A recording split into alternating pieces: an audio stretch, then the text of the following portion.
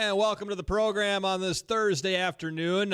Hey, it's October 3rd. If anyone gets that reference, I'm glad you got it. It's 107 right now, and this is Weather and Ag in Focus. I'm meteorologist Justin Storm. Dean and Bridgette looking at me confused. They didn't get the reference, but that's okay because it's October 3rd.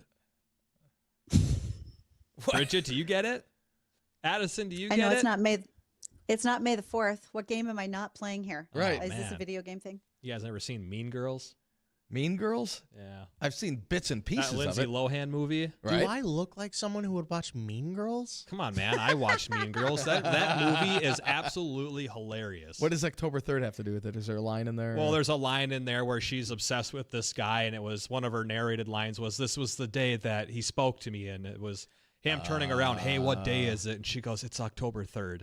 Okay. Instead of saying like it's a Tuesday or it's Wednesday. Where did you pull that out of? Come on, man. It's Wow. floating through Facebook. Man, I'm sure it is. It doesn't surprise me that you didn't see it, but Right. but yeah, well, that's the payback for that reference from yesterday. Keep that in mind. Anyways, what have you guys been up to today? How's it going on this beautiful, sunny October 3rd afternoon? Well, I'm 5'2", short and sassy, and this is a great day to be outside she of is your sassy. combining. That's all right to Yeah. be sassy. That's right. We like it. Hi. But How's lots of combining been pictures going? from the field. Yeah, what kind of reports have you gotten, Bridgette? Okay, so no one is saying, "Wow, this is the best yield I've ever had." I beg to Lots differ. of discussion. Okay, well, and Justin always will. Right. But lots of questions about moisture. We're seeing some significantly lower moistures, not only in corn, but in soybeans right now. And we also have sugar beets going. I've had a lot of folks that since midnight have been up and lifting and hauling in, and I think it's going pretty smoothly at this point. So let's continue that. If we got 10 solid days without problems, especially any major breakdowns, a majority of the sugar beet crop would be out of the fields. How's corn been? Like what percentage far as are we? yield? Yeah. No, as in terms of harvest, what percentage have we gotten finished? I don't think we have a lot in North Dakota, at least in this tri-state region. Okay. It started, and some folks found that they had soybeans that were a little bit more green, so they went over to combine corn for a while. So there's some variability in it, but overall, people are happy to be getting the crop off. A lot of folks think they'll be wrapped up with all their harvest by Halloween, depending on what you guys say happens for weather. Right. Well, Well, we'll try our best to make it not snow.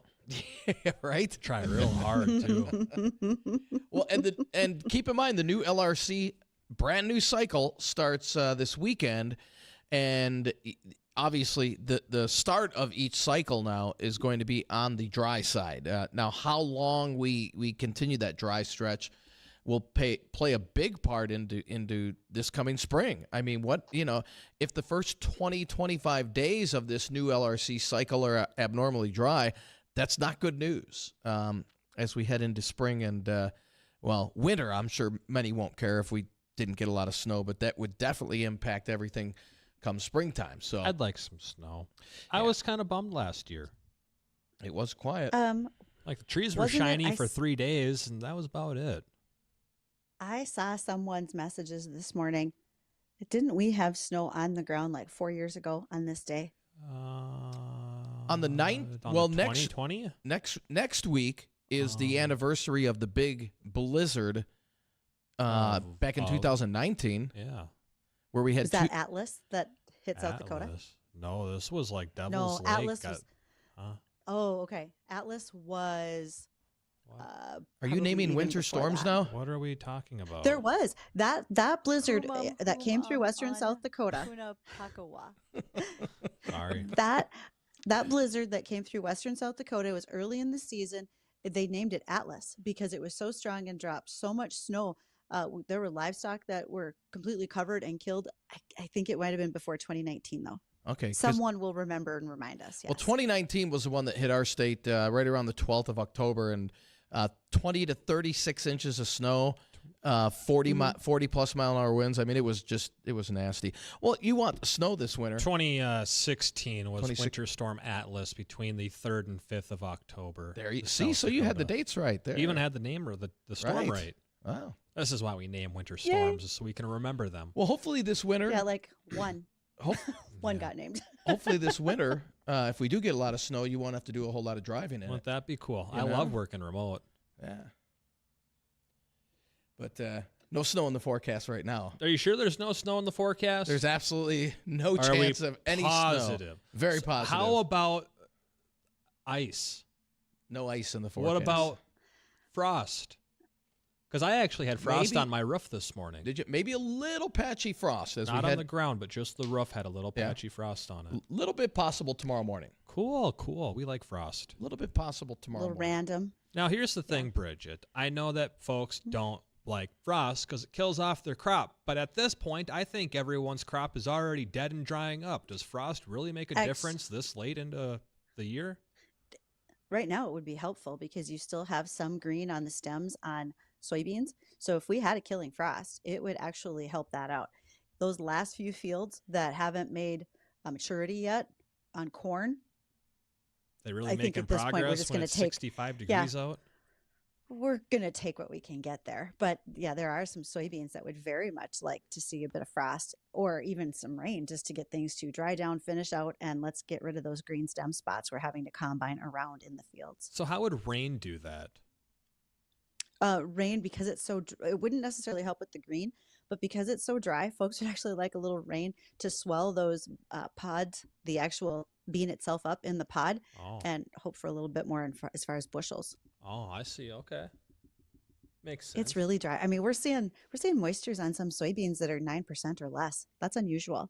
Mm. And I think I'm going to leave a message with the folks over at the soybean crushing plants, both at Spiritwood and at Jamestown, because when you have that low of moisture soybean come in, I am curious if that affects the amount of oil that can be crushed out of them. So maybe I can find an answer to that question soon. Nice. I would imagine that it wouldn't. I feel like a oil content wouldn't be determined based on the moisture content of a bean. That's a great. I just don't know for sure, so Yeah. I'm willing to ask that question. I know a guy, a couple I of them. know a few I'll see if I guys can too. find out. I used Yeah. to live with a few Well, of them. Remember your roommate days?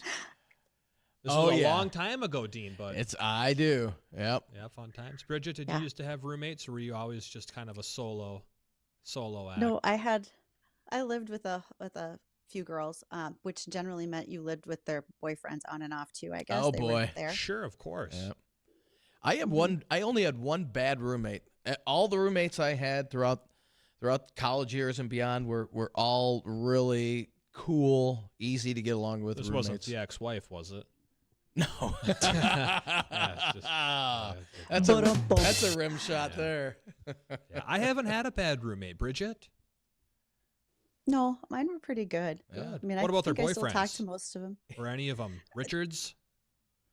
Some are still Single? around, like they got married. Oh. Yeah, some of Well, those my roommates married those condolences. guys. That got my deal.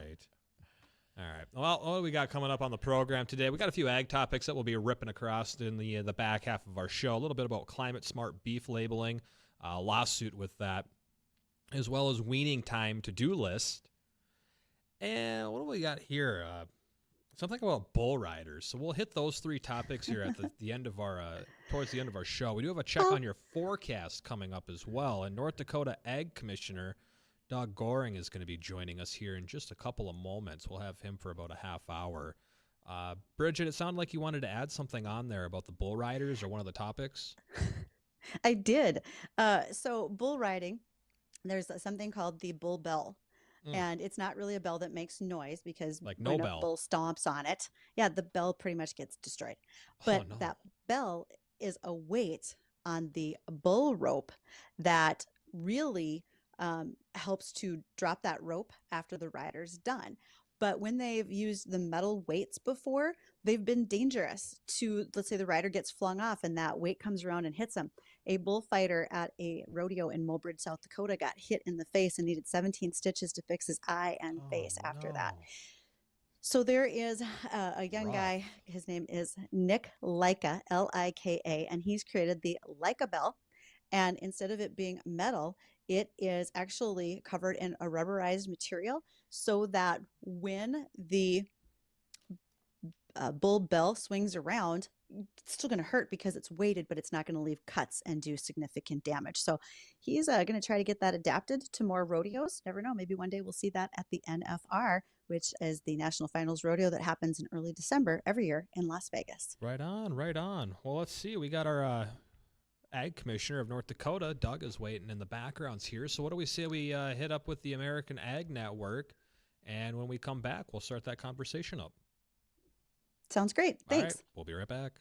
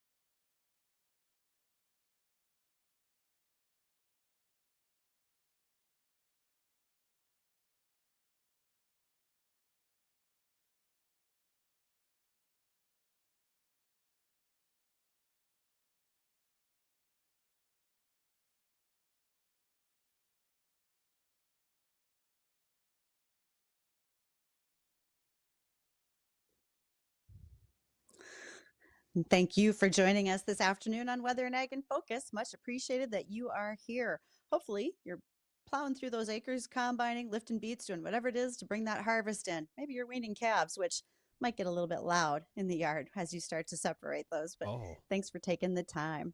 Oh, yeah, we'll have to talk about that, Justin. All Why is right. weaning loud? There's a lot of reasons. It's like that angry kid in the food line. Well, of So course. there. I knew a few of them. With us today is our guest, North Dakota Ag Commissioner Doug Goehring. And Doug is kind enough to join us to talk about a number of things that are going on in the state, but probably one that's most discussed as of late has been a couple of proposed dairies in the state of North Dakota. And so, Doug, first and foremost, thank you for joining us. And second of all, where are we at in the process? I know that permits have been applied for when it comes to water, environmental quality, et cetera, but what does that look like for a couple of proposed dairies if they actually do come to fruition? So there's a couple things. Well, first of all, thank you for having me. I'm glad we were able to make it work out. We just moved a few things around, and we got a chance to be on here. Um, so I think there's a lot of confusion and misunderstanding about how these all work, but for the most part, I'll tell you the regulatory side of it belongs to the state, and there are state and federal laws that have to be complied with. So when you look at the Department of Environmental Quality, they cover air quality, they cover water quality issues, which all comes back to ground zero, which is what is your manure management plan? What are some things with respect to the state model zoning ordinance, your setbacks, and how is your facility constructed, built? How is it going to operate? All those things fall underneath the Department of Environmental Quality. They don't tell you how to do it, they just say things that you have to comply with. So, like on a manure management plan, they would have to review that. They would make sure that everything's in order, but they also want to collect information from every place, for example, that producers would be applying this to their land. They would also have to have those producers sign off and understand that information collected would be about cropping rotations, because really what they're looking at is how much of these nutrients are going to be utilized on any given year. And in some cases, or I should say in many cases, you really can't rotate back onto that ground and put manure on it unless you're actually utilizing what was put there before. And that involves soil test every year. It involves making sure that the landowner is complying with the stipulations. Otherwise, you could be actually taken out of the system, and the dairy, in this case, would have to follow up and make sure that you are complying. Otherwise, they have to have an alternative, and that's primarily why um, when you look at this situation, they have to have X amount of acres, and generally it's 2 to 3 times more than what they're actually applying on any given year. The other side of that coin is looking at um, air quality, and this boils down to what's a nuisance smell. Now there's some new work that's been done. It's being done and has been done in other states. North Dakota is now considering it and looking at it. And in fact, the task force on the zoning ordinances is likely going to provide the legislature with some things to consider going forward. One would be looking at setbacks and using science to determine what those setbacks should look like. Also, there's been some conversations about what they call a windrows. And what that does is it looks at prevailing winds on any given day, any given month, uh, in any given year to determine if counties wish to, they, based off the model zoning ordinance, they could determine that it could actually be a little less if they so choose. But the model zoning ordinance that the state has in place is to make sure that this is the maximum that you can operate at. And so that part of that kind of falls under the Department of Environmental Quality, from the standpoint that if there's a complaint, they would have to come out and actually analyze the situation to see if there is a problem. But a lot of the modeling is being done so that it can be taken on. You talked about water supply, and I'm kind of just moving from one issue to the next, so stop me if you want. Sure, that's okay. I'm going to More. stop you at like 1:30 for a commercial, but until then, have at it. So this issue has come up about water supply, and in eastern North Dakota, we know that we do have some aquifers out there. We also have some tributaries. We don't have the same amount of water in the same situation that we have in central and western North Dakota, but eastern North Dakota is where we have more population base, and we also have more of those prime growing areas. And we have an infrastructure situation that actually supports a lot more economic activity. So you have I-29 and 94, and you have the crossroads there, but you have access into markets and processing. So that's why Eastern North Dakota is probably being considered more so than places further west. Along those lines, um, water supply becomes an issue. And I will tell you, the state does regulate water supply. We do allocate, but it's not our job to find it for you or to make sure that you have it. That's up to the actual facility to do that work. Now, they may come to the Water Commission, to us on the Water Commission or the Water Resource Department, and ask questions about, what's available, and they may throw scenarios and options out. We'll tell them yes or no, but it's really up to them and the local municipalities, the political subs, to determine how they want to approach a water supply issue. And in the situation, for example, with Richland County, they're actually allocated out in that aquifer. And the only way they'd be able to utilize any water in that aquifer is if someone were to forego or give back part of their allocation. But even if that were to happen, they're still bound by what's been modeled and what's been allocated in that aquifer, meaning they can only use up to that certain amount anyways. That being said, there are other alternatives. You could have rural water systems that could supply water, but they have to make sure that they have allocations that meet the need. And if they don't, then they have to look further beyond that. But all those things have to happen in order for anybody to build.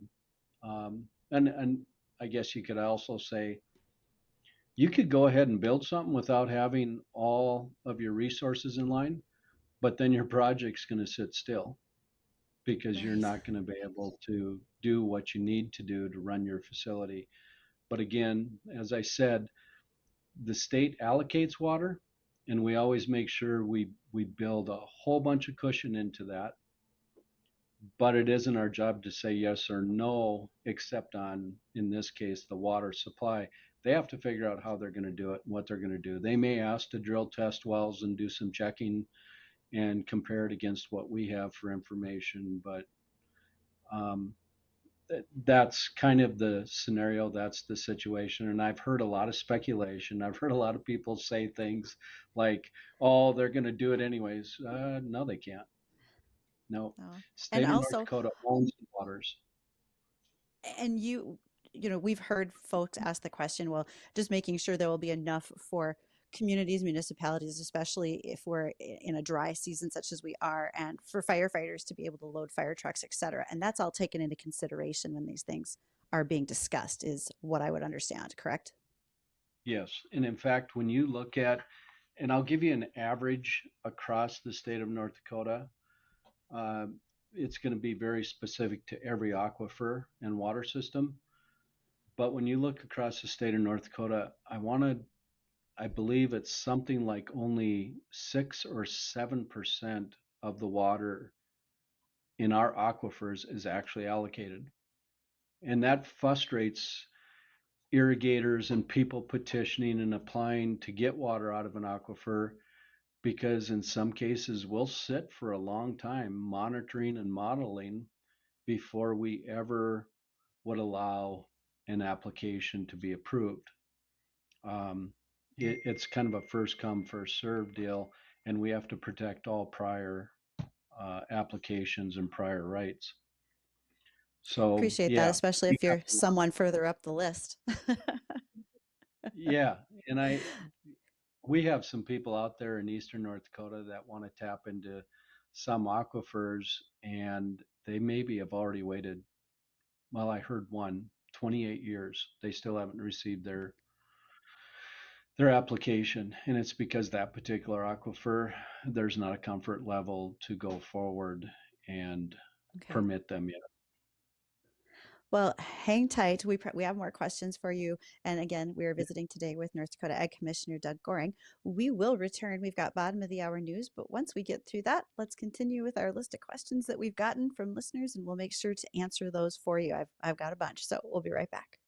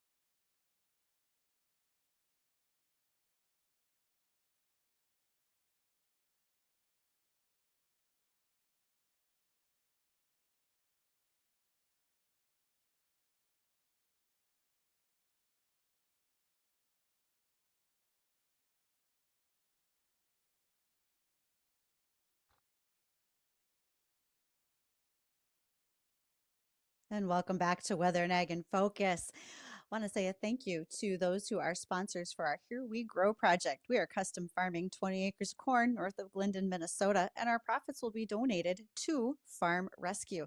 Red River Retention Authority has been a big part of the project. They wanted to make sure that all that dam water is taken care of and the dam rehabilitation. And I just like the fact that I finally get to say dam as much as I want on the radio, and I only made it to do with water.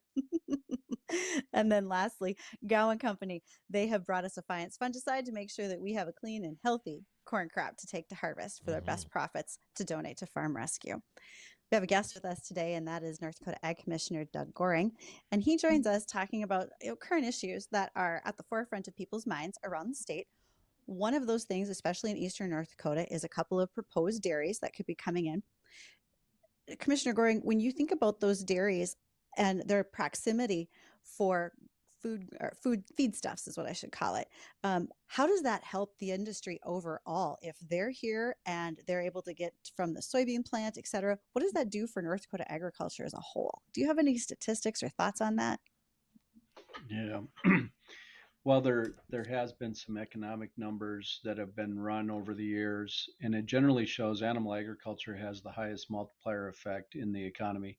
If we run out from some older numbers and we looked at multiplier effects, grain farming would generally be about 3.7 times. So for every dollar spent on the farm, it would roll through the economy 3.7 times.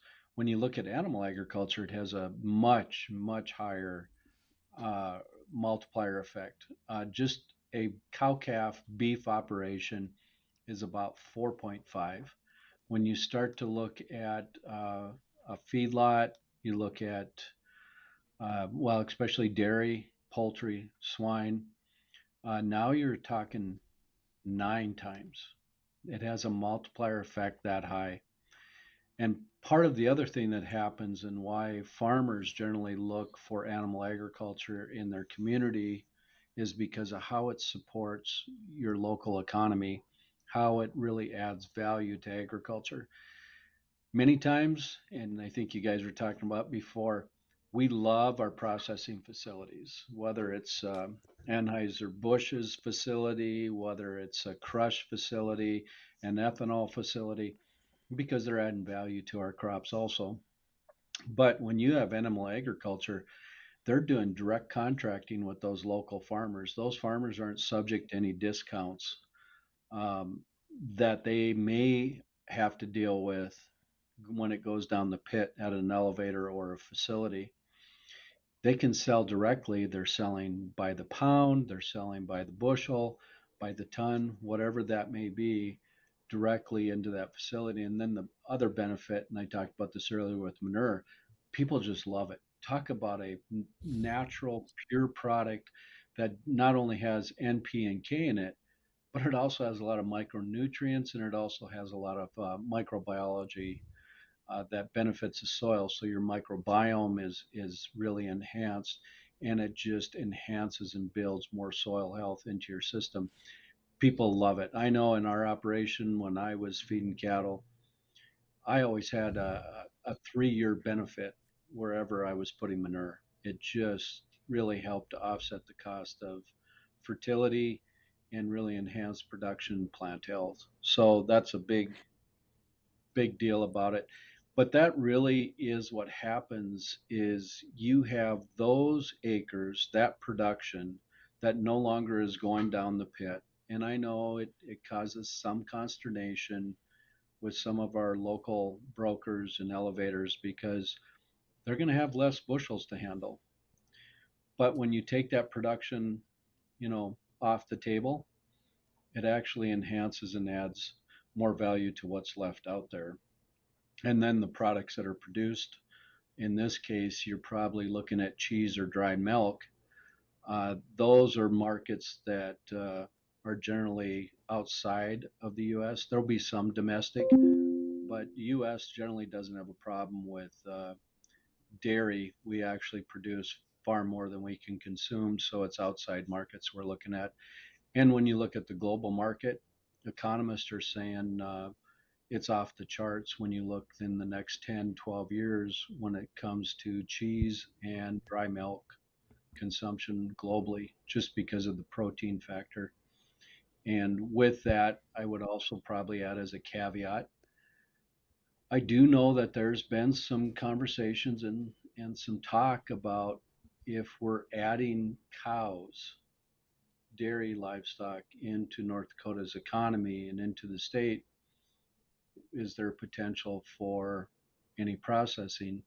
And I'll tell you that there is talk about doing probably potentially a dry milk or our powdered milk facility in North Dakota, and probably the ideal place because you have population, you have labor, and you have resources and infrastructure would likely be somewhere in Cass County.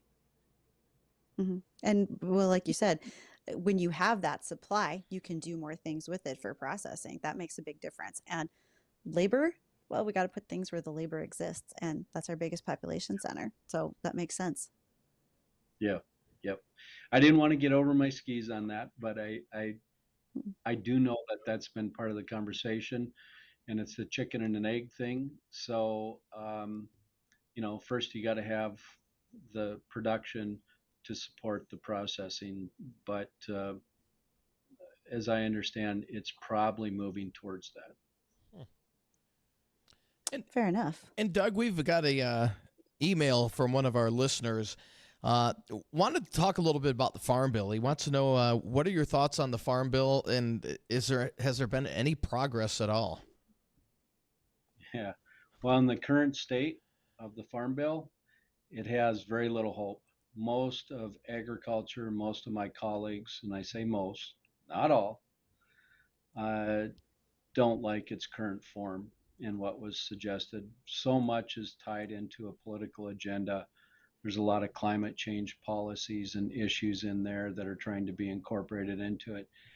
And it has nothing to do with food production, feed, fiber, or fuel production. It has nothing to do with food security in this nation. And that's where you saw a lot of groups, a lot of commodity groups. You saw a lot of ag organizations that put the brakes on and said, hey, we want a farm bill. We want a good farm bill. We want something that's relevant, that's got to address research, conservation. It's got to address trade, and it needs to address risk management. So myself and many others have just said, yeah, we want one, but under currently what's being proposed, it's unacceptable.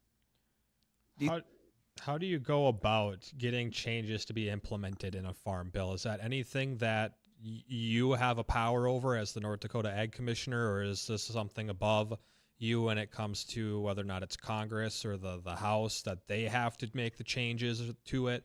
How do you stop what is being proposed if it's not in the best benefit for agriculture to be changed and modified so that way it is? Yeah. Well, and it's a group effort. I'll never take credit for the good and bad. Well, if you take credit for something that's good, likely when it turns bad, you have to take the credit too. So Mhm. don't take credit. But it's a group effort. I work with a lot of my colleagues on a lot of these issues. Work with commodity groups. They're generally the experts in their areas. So if you're talking about corn, cotton, peanuts, the rice industry, the wheat and soybean industry, they're all at the table, and they're all talking about, hey, these are some things we propose and like to see. And when you have, two senators in every state, that means you have agriculture in almost in every state. And that also means they get a big say so in this. I believe the problem that happened about a year and a half ago, maybe it was 2 years ago, was we had uh, the really good framework, and there was the momentum to actually do a farm bill. And then all of a sudden, Senator Stabenow hijacked it with the climate policy stuff, and that's what derailed it. And a lot of senators said, "No, we really we can't do that. Our producers, our commissioners, secretaries, and directors have all said this is unworkable," and that's what kind of put the brakes on it. That's why you didn't get any movement. You didn't get any support. The House actually came up with a pretty good version that was supported by a lot of states and a lot of the groups. And now it's a matter of going back, engaging Congress as soon as we get past the election to figure out what can we reasonably put on the table that really does provide support for agriculture and food production, because ultimately it's the consumer that could be hurt by any, let's say, bad actions or actions of Congress. Okay. We want to say thank you very kindly for joining us today, Commissioner Goehring, just to visit about what's going on with North Dakota Ag and how that affects us at a federal level, as you talked about with the Farm Bill. So thanks for the time today. Appreciate it. You bet. Yep, it's great. Thank you, guys. Thank you. Anytime. Anytime. Thank you. Great. All right, folks, hang around. We want to go through headlines. We want to touch on the weather and be right back.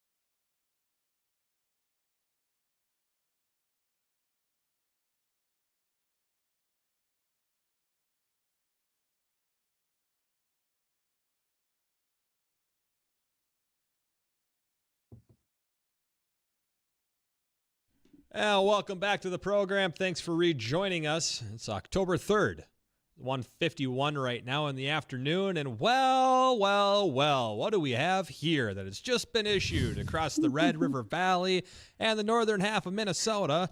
Yours truly, Mr. and Mrs. Frost Advisory and Warning.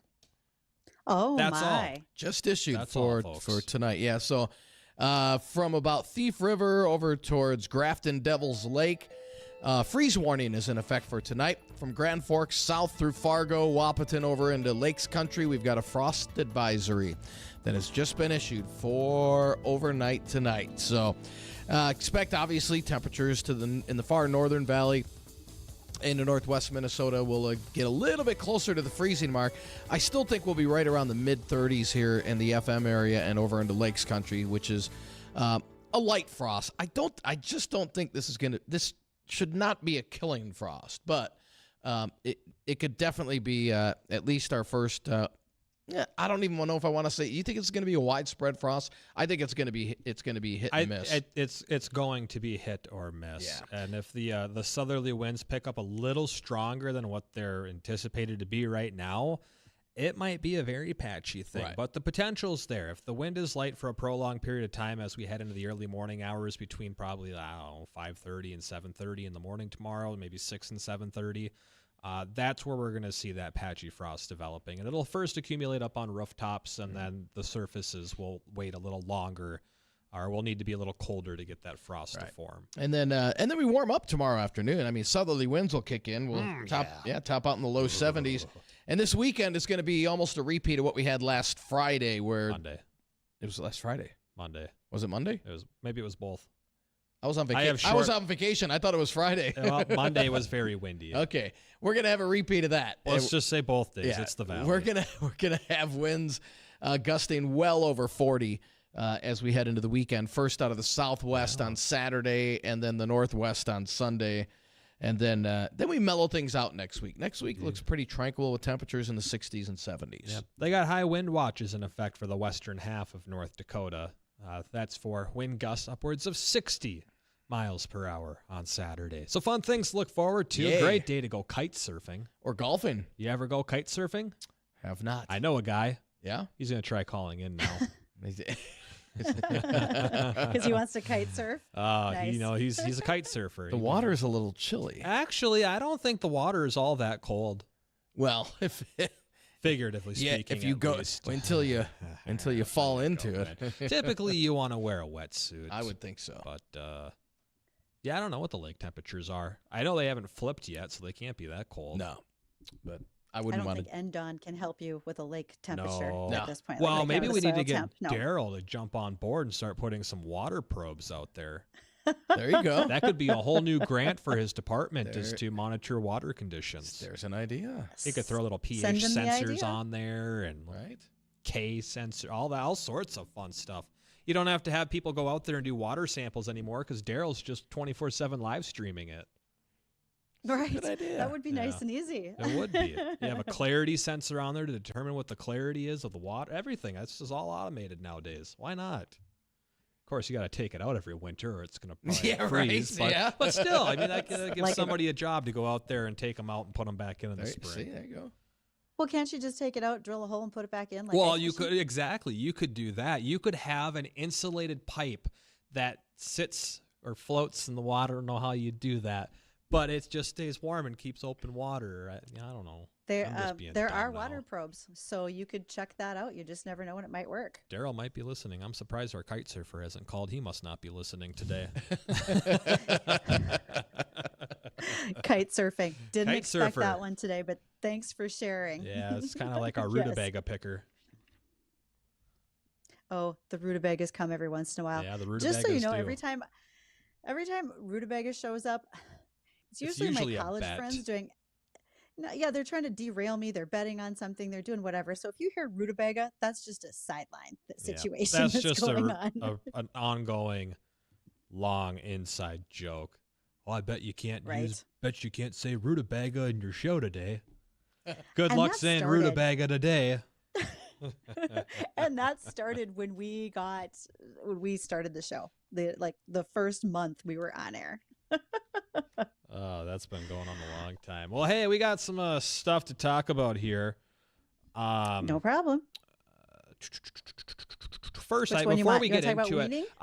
I just want to pump something that we're going to be doing tomorrow. I got a gem of a treat that we're going to be playing. For you That's right, tomorrow yeah. afternoon, and this is actually a really good little topping point. And this is the infamous and famous, however you want to put it, 1957 F5 tornado that hit Fargo. So we're going to be kind of running down that whole little portion of history and how that tornado actually changed the field of meteorology forever. Right here in Fargo was the main inspiration that eventually changed everything about weather. So we're going to be talking about that, and we'll be playing a little interview segment tomorrow about that. It'll be very, very interesting. Now That's going back to be to really ag. cool. So wait a sec. When you say that's the 1957 tornado, is what that's all based off of? That's the F5 Very cool. tornado that ripped up the north end in downtown Fargo. Yeah. Killed Golden 10 Ridge, people. I believe. Yes. Mostly children. There was a family that Yeah. their children were killed in that accident Yeah, or in that indeed. tornado. It was actually one of 5 tornadoes that spawned off of that storm. It even ripped up north of Hawley, is where that they ended up having tornadoes confirmed from that same storm. And that was where Ted Fujita, Dr. Fujita, started his research. It really got going with the research on how to categorize tornadoes. That's where he started his F scale. Mm-hmm. So we got a whole bit tomorrow for it. Okay, I'm sure I'm going to have questions. Actually, it won't matter though. shoot I'll your just have to question send now you if my you want. questions. Yeah, right. Bridgette's off I'll send you tomorrow. my questions. Bridget's I'm off tomorrow. Bridget's got an important assignment tomorrow afternoon. So yeah, I'll just send you my questions. Sure, but yeah. that tornado that would left a lasting impression in this region for many people. Yeah, it sure did. We got a quick moment to talk about a lawsuit in climate smart beef labeling. Okay, so the Environmental Working Group, which generally I just classify them as a pot stirring type of organization, I like to they're stir the challenging pot. claims, but not the spaghetti sauce. So they are challenging claims made by Tyson Foods that some beef products have climate smart benefits. Tyson began labeling that, talking about specifically regenerative agriculture related to livestock production, etc. And the Environmental Working Group is, along with a couple of other animal rights groups, are taking a stand, creating a lawsuit saying that those claims are unclear. I don't know that this is going to go anywhere. I think it's just there to make noise. Right on. But that's just a thought. Just mine. Making noise is, well, it's making noise. And with that, we're out of time. We're back tomorrow, 1 to 2 o'clock in the afternoon. Have yourself a great day. Jay Thomas Show's next. Okay, bye.